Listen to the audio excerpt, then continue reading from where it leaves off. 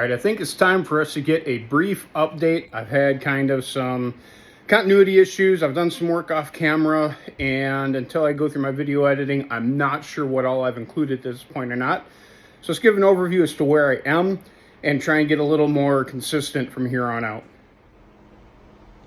So a couple weeks ago, maybe a week ago, my son and I were able to get the cab and the shell, let's call it the bed, off the frame, which we see here. This is still the factory differential. We know for a fact that this one is not a 9-inch because it does have the removable housing. So I want to see what it is. Some of you guys might yell at me, but historically, the ones that have the drain in the cover are a Dana variant, and I do see a couple of numbers that I can reference and see. I do have the 8.8 across the way out of a 2000 Ford Explorer that I'm going to be putting on here, and I do have a brake kit to match what I've got on the front. Speaking of which, let me do this without breaking my neck.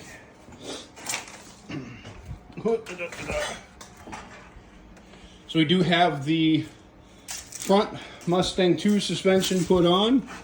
Let me get my risers out of here. So I've still got some finishing up to do before I actually coat the chassis, but we do have the cross member and the suspension on. I do have the rack and pinion. I just have to come up with the hardware, and then I can hook up the actual steering box at that point. So I know that, like say, some of that for the old suspension are going to come off. I'm not sure if this cross member gets retained. I do have another cross member for the transmission.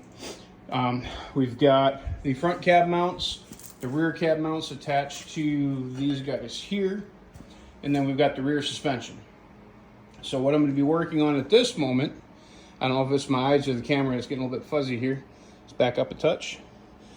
So what I'm going to be working on for this section is removing the factory rear suspension, and then I do have a 4-link kit. So we got the cross member here, we got some of the brackets on the floor, we've got the actual bars and the coilovers in the back, and this will just match the ride that the front's going to give us, and it's going to keep us on that 5x4.5 wheel bolt pattern.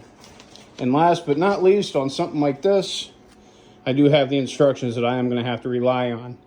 So let me get some prep going. I know I've got to get the chassis obviously off, or the wheels off the ground, off my little carts, and get it supported so I can start removing the rear suspension.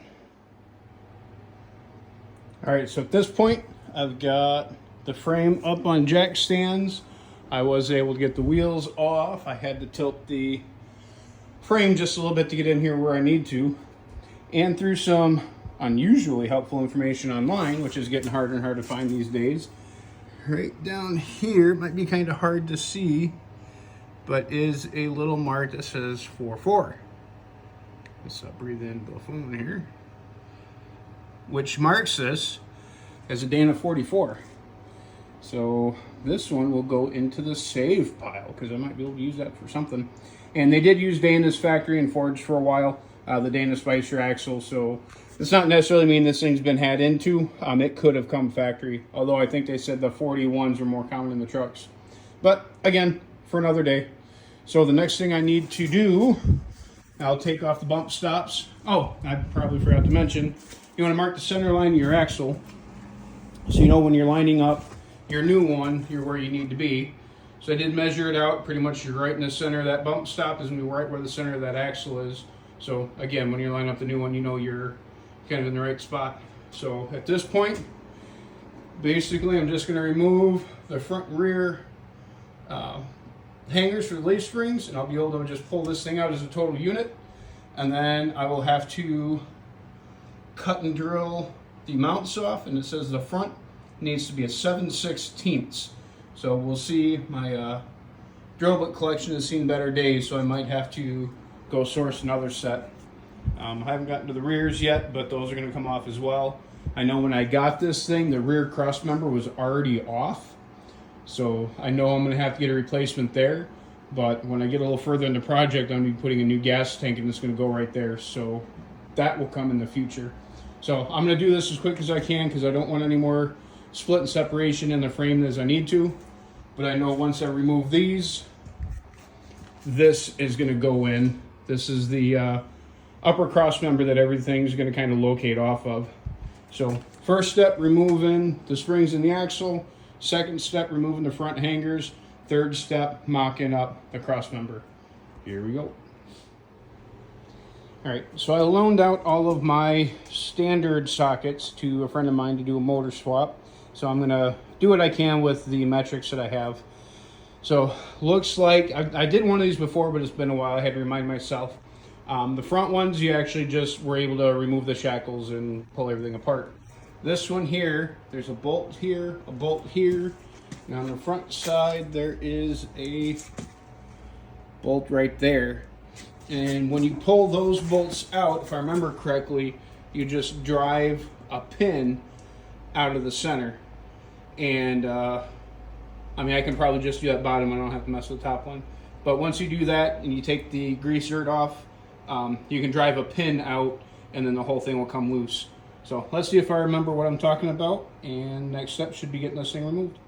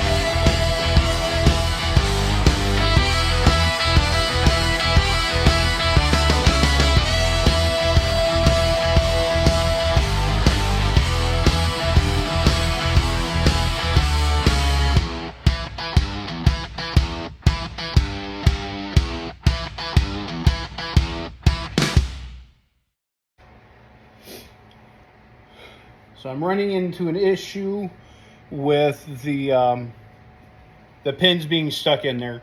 Old vehicles from 53, so we're talking about 70 years old at this point. Sometimes things are going to lock up. So if it wants to be stubborn, we have ways.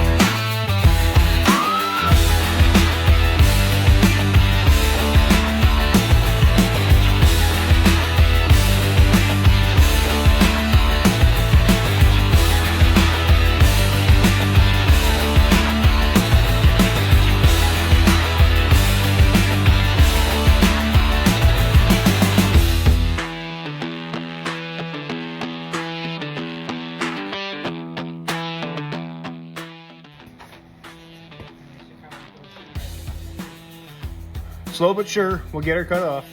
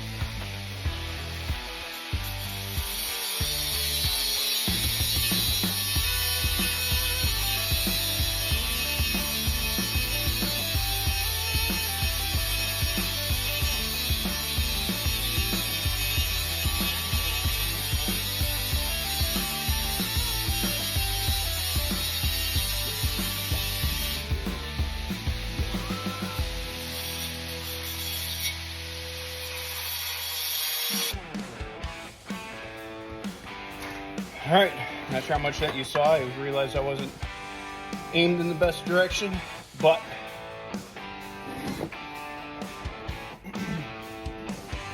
got the first corner loose. A couple different methods, a little bit of grinding, a little bit of drilling, a little bit of hammering. So now just got to do the other three. All right, so we've got everything loose. That's where the front went. Coming around, that's where the back went. Again, I'm just doing a mock-up of this guy. It is going to be a bolt-in kit, except for the pan hard bar has one spot that welds on. But when it's all said and done, if you do the bolt-in portion of it, then you can put it back to factory if you want to. My customer's not going to want to, so I'm going to end up welding everything in once that I have it all mocked up and marked. And then after I weld it, then I'll be able to coat the chassis once everything else is finished. So that part is done. Time for a break. So one of the issues you do run into when you are messing with the aftermarket and vehicles that are as old as this is some things, even though they're listed as specific for the vehicle, are going to have some issues and going to need some tweaking. In this particular instance, this is the piece that locates the front portion of the forelink. And we take a look at these two bolts here, and they are going to line up with those two holes there. Let's see. Just like that. Now that's also supposed to line up these four holes. This one doesn't get used for anything, but those four holes with these four holes. And when I line that up, it does not. not the end of the world. I had to drill them out anyway. I did make sure that I've got the right one in the right spot, and it looks I do. And even if I were to try and line this up as is, it's still not quite gonna work. So again, when I put it together, line up the holes that I need to, get that loose bolted in, get those drilled out, and we'll go. And I'll make sure that I've got everything that I need to when I set up the other side. Let's go ahead and take a peek at that one real quick.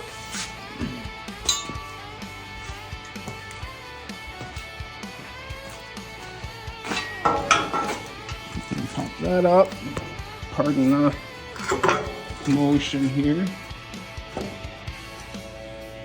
Right, these guys are lined up. And again, on the frame side, not where we want to be. So I did double check because they had different options for the 53, 54 frame and a different option for the 55, 56. At least based off the VIN that I have off the cab, it is a 54 pickup. I'm building it as a 53 with 53 front end. Was not able to find the VIN stamped into the front. I'm gonna keep looking at that, kind of clear up a little bit of space, see if I can find what I need to find. But ultimately, it's just a matter of drilling out a couple of bolts. So I'm gonna go through, clean up a little bit more of the frame, especially those spots right there, and start prepping to get those brackets installed. From there, why they call it a 4-link, you got 2 bars on either side. They are going to be adjustable for length. So sit like that, one on top of the other. They'll come back to this bracket here, which will get welded to the frame, or excuse me, welded to the axle. And then this piece here is for the shock. That's going to be the new shock rear cross member. That'll get bolted up here. Again, probably welded in to keep everything nice and secure. And then the shocks will go obviously from that bracket down to here. So I've got some frame prep and some fabbing to do. So I mentioned earlier, I'm going to go ahead and get another set of drill bits because the ones that I've got have definitely seen better days. Again, so once everything's mocked up, I'll have those things ground down where not only will it bolt, but it will weld around. Same thing wherever else I need to. And then we will work on getting the new rear end over here so we can mock that into place as well. So one step at a time. Okay, so it's a new day and we've got a new kind of focus on the project for right now. So right now I am waiting for a couple pieces to get back into the install of the rear 4-link. So for the moment, I'm going to take a look at a new product that I have. Well, I have some time to kill. And it is Eastwood's Rust Encapsulator Plus.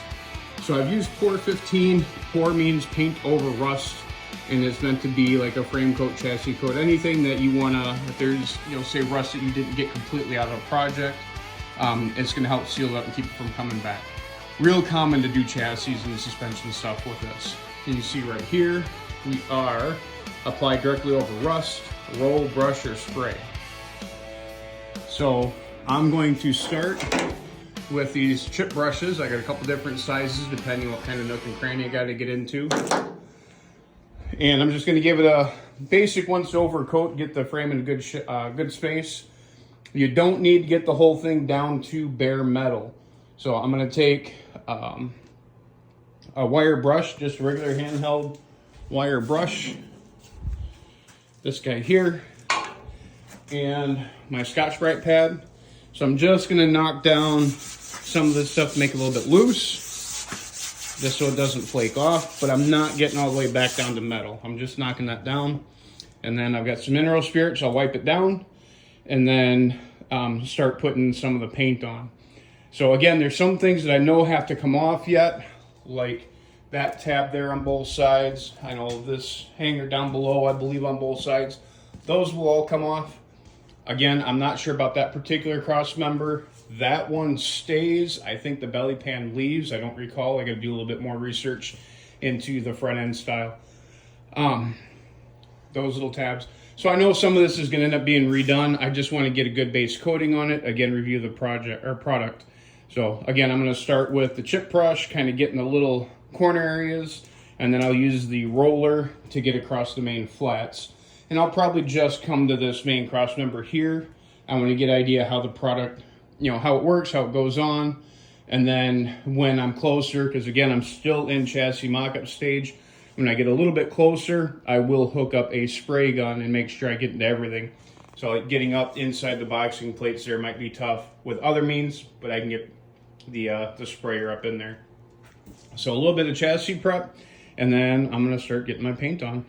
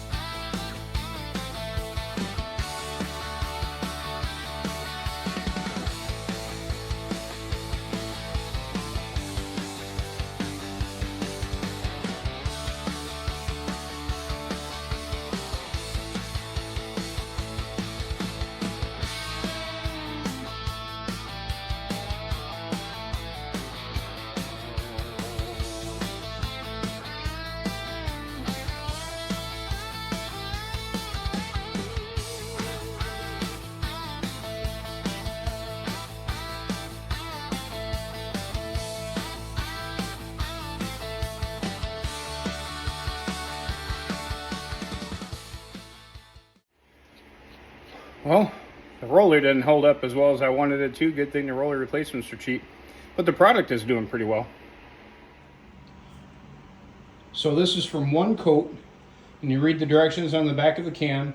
As long as you got proper ventilation, which I've got fans going and stuff like that, so that's fine. You don't need any additional respiration if you're just doing brushing or rolling.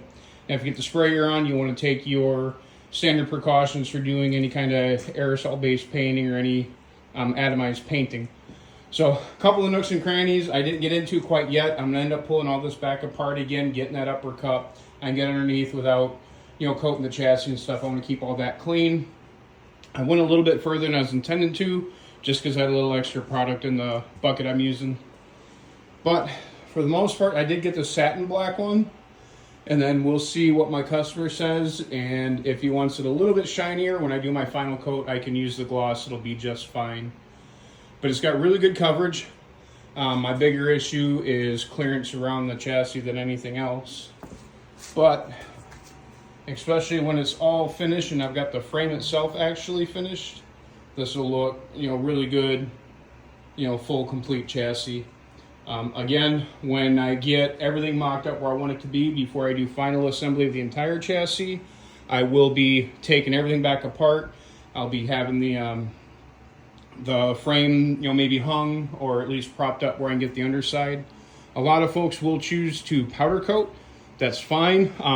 Powder coat, you have to have obviously something big enough to put the frame into. You got to have completely, down to bare metal, cleaned up, degreased, get the powder coat done. And should you get any kind of chip or blemish, it's really resistant towards that, but it's not 100%. It's really, the old school used to be kind of hard to match back up again, kind of fix those. The newer stuff might be better, I'm not sure. But this is something to be touched up at any time. But yeah, like I said, so far I'm really liking how it turns out. It rolls nice, it covers pretty well, especially with that chip brush. I don't know if you saw, I was dabbing into the ones that I knew the roller wasn't going to get into, just get good coverage. And then when I put the roll over it, smoothed it out. Again, the recoat window is between 40 minutes and 4 hours. If it's after 4 hours, they do recommend you scuff it just to be able to give it something to bite into again. So I'm going to set the timer for maybe an hour, and I'll see if the rest of my stuff came in to start working on that rear end again. So we're back on the 4-link, and I'll show you what we're hanging up on a little bit. So we've got the bracket here we were looking at earlier. And these are going to be the two parts that the links actually bolt to. This one comes up like that. So you know that these four are off a little bit and we've got to drill them out. So I'm taking a look at the lower ones, and when I actually get them set, like that guy is there, that one's just a little off, but I did need to enlarge them. So hopefully the enlarging them puts them right where they need to be. So it says you need to go to a 7/16 drill bit. And actually what I have here is what they call a step bit. So it's going to be a bunch of different sizes in one. I got this one because where I was at, actually, this was the strongest one they had. And you can see, if I can get that in here right, that the sizes are going to be etched into the edge of it. So the step is going to be the size. So you can see the 1/4 inch at the very end there goes up to the first step, 3/8 to the next. What we're looking for is a 7/16. So we're going to be into 4. So I've already done that one. So coming into here, we're already into the second and drilling on the third. So I'm going to open this up a little bit, and we're going to double check with our hardware, get that held into place, and that'll let me know where I need to mock up for the front side. So I do have those 2 bolts in and tightened up. Again, I'm going to say this several times, I am going to be welding this. So again, this is just for mock-up's sake, but I do want to have it mocked up correctly. The other thing I noticed in the directions is that it's giving me hardware for a 3-bolt plate. They didn't update, and I've got a 4-bolt plate. So they only gave me enough hardware for the 3-bolt. But essentially, if I can just get these 2 top ones done, then I can get it secured in, and when I'm ready to weld, I can just weld around it, and then realistically the bolts can come out at that point if I want to. When I did tighten down the lower, it did Let's see if I can get a better view. Did bring that out a bit, so that's also going to help me retain the rigidity of the frame at that point. So again, when I'm welding, it'll weld flush instead of having that gap. So I got those bolts hogged out. Now, if I were building, like say, a show truck or something like that, there's several different ways you can build these. I'll get into that later. But if I were doing a show truck, you can go in, weld all these up, give you a nice, solid, secure, pretty looking frame. That's not what this is. This guy wants a good daily driver, a highway cruiser. It's not a show truck. So there's certain things, again, I'm doing the welding because I want it to be good and strong, but not required. But I'm gonna go ahead and do that because I got other stuff to weld anyway. But we're looking at that plate, nice and smooth there. A little bit of a divot there that'll get taken care of with the weld. And I'm good and solid up on the top plate. So again, depending on what kind of build, you can fill all this stuff in. Not a big deal. Technically, it does add weight, and I've got thoughts on what I want to do when I do one of these for myself.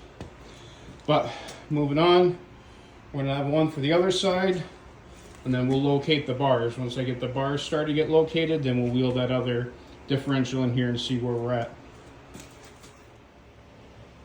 All right, so that is the driver's side bolted on, and then I've got the 2 link rods on that side, and then coming this way, I do have my fat tail out of the way.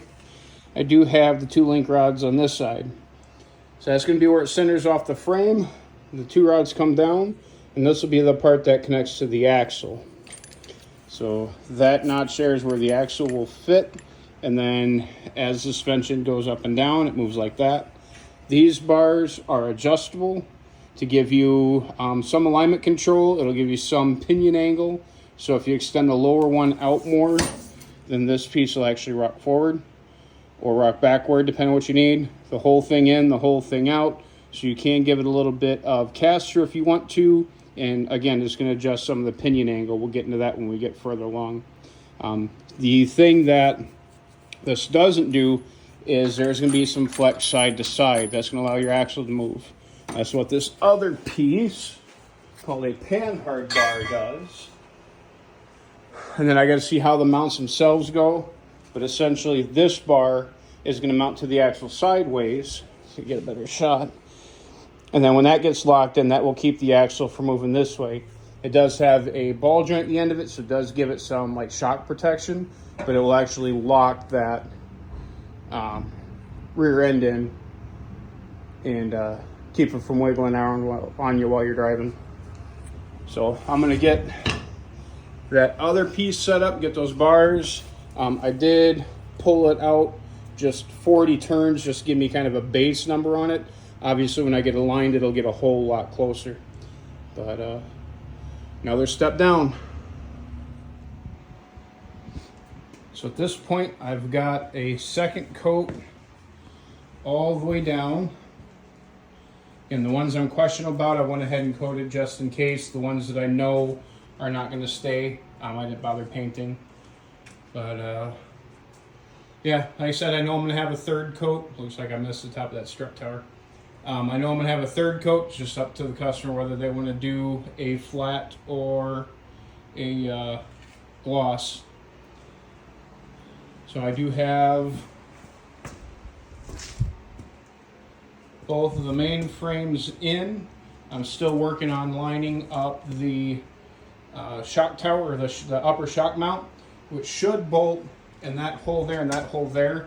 I just don't like the way that the lower holes are lining up, so I might play with that a little bit more. Once I have that up, again, I've got that guy. There are some lower adapters right there for the shocks that I have to figure out. And then the kit came with a set of Alden single adjustable coilovers. Looks like it does have an adjustable ride height as well. So once I get everything else on, we'll have the rear end roughly installed. We'll have the rear suspension roughly installed. And I might have one more surprise. We'll see how things go. But this is going to wrap it up for tonight. I'm going to leave the heat on low.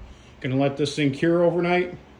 I'll get that hunk of yard art out of here, and we should start looking like a completed chassis by the end of the day tomorrow.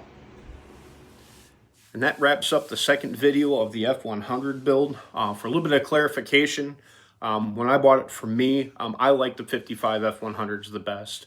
To me, the grill that's got the double bar and then the dip down in the middle, that's just iconic for me. When I was like 12 years old or something like that, I'd gotten a model of a 55 F100, big fat fender, and that one actually had a Chevy small block in it. I painted it red with a black interior, kind of classic hot rod, in the day. I loved it. I absolutely loved it, and I fell in love with the truck ever since then. 53, 4, and 5 are essentially the same vehicle with a little bit different trim. There are a few minor differences to them, but for the most part, they're the same vehicle. 53 has a dual bar grill. 54 has what they call the shark tooth, and I do have a little video, I don't remember if I posted it or not, describing the differences in the grill styles. And then 55 has the dip down. 56 is essentially the same shape, but that one has a wraparound windshield instead of the flat windshield. And the door of the 53, 4, and 5 comes to the point with a triangle wing window. Well, because of that wraparound, the 56 has a squared off door, and it's got a square wing window because the windshield's got a wraparound to meet it. Other than that, the bed is exactly the same. They use that bed from 1953 to 1979 for the step side bed. Chassis is almost identical. It's just going to be the cab and the doors. Even the fenders and the hood, I believe, are the same. So very, very, very common style called FE. I've talked about that in other videos as well. So you'll hear me reference it a couple different ways. By VIN number, it is a 1954. Again, when I was building it, I wanted the 55. Went through the options with my customer, and he preferred the 53 grill, which is how we're building it. But it's a 54 for all intents and purposes. At this point in the video, I'm still real optimistic about the schedule and whatnot. The biggest thing that set me back was welding. I'm not a welder. I'm a nut and bolt guy. I'm not a welder. And I had 3 or 4 different people that were going to help me, then scheduling conflicts, and then we're going to help me, then this happened, then we're going to help me, and this happened. So what really set the timer on the early part of the build was welding in that front suspension, and then I had to modify the brackets around the axle because that particular design was for a 9-inch axle, which the gear is bigger than an 8.8, but the axle tube is smaller. So I had to open up that bracket to fit the bigger axle tube, measure it out, get my 3-degree pinion angle, which I'll describe later, and then ended up having somebody else help me weld that together. So some of it, if I were a big fancy shop with a whole slew of employees, this thing would have been done a long time ago. But being a one-man band and kind of relying on other folks' help on their schedules when they have time to fit me in, really did affect my time frame. But again, at this point, still pretty optimistic. Made the big parts go quickly, and they make a big difference. It's the little parts, and you'll hear people talk about that all the time. It's the little fine details. Right now I'm getting into the wiring. I'm having issues getting the turn signals to work, and I'm having issues getting the like the ignition switch and the wiper switch, things like that, getting fit in the dash. It's almost like the angle isn't quite right. It's the little nitpicky things that drive you nuts in a project, and that's where you can't give up. Again, you get the body work done, you get the chassis done, you get the wheels and tires on, all that make the big visual differences. Same thing as building a house. It's like a lot of things happen fairly quickly, but then you get to that again, the little nitpicky stuff, it changes things. But again, for this one, we are going to wrap up the second episode. We still got to finish some stuff with a 4-link, but I think that comes quite a bit later. We get into a lot of body work, and then I was done with the body work, and then I took it into paint and realized I had another 2 weeks, I think, worth of body work to do, because me as a mechanic is like, hey, it's good enough. You take it to the paint guy, and they're like, no. So I don't remember how far up the way we are for that. But again, for right now, that is going to wrap up for the second episode. For those that are watching, if you haven't, I say this all the time, if you feel comfortable, confident doing so, feel free to drop a like and a subscribe, leave a comment. Something you like, something you didn't like, something you knew, something you didn't know, something to share that maybe I should have done that I didn't. I'll answer what I can whenever they come across. But as always, be safe, and we'll catch you guys on the next one.